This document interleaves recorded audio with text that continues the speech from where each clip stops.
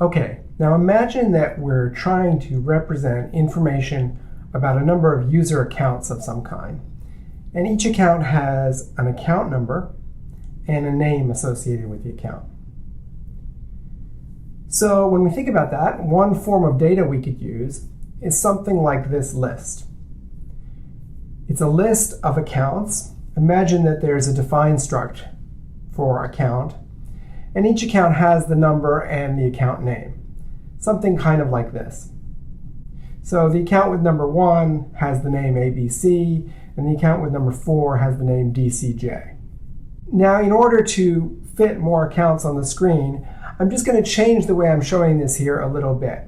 Underneath, I still want you to imagine that it's a list of make account, make account, make account. I'm just showing it this way so that it's a little bit more compact. So this 1 ABC here is analogous exactly to make account 1 ABC here. It just lets me put more accounts on the screen. Now, if we decide to represent the information about an arbitrary number of accounts this way, a data definition that would support that is this one. What we're saying is that there's a defined struct called account. It has 2 fields, num and name. And instead of calling this list of account, I just decided to call it accounts. I could have called it list of account, but I'm just using a different name, and you'll see in a couple of videos why I chose to use this name. So accounts is one of either empty, or I'm going to cons a make account onto accounts. So there's the self-reference right there.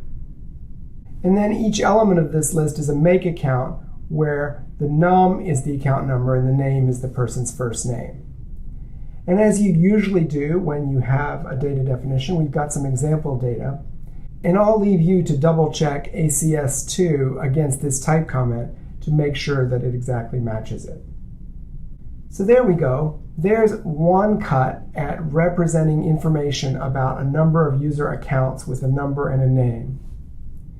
Just to make sure you understand this representation of that information, what I'd like to ask you to do now is to do this little problem.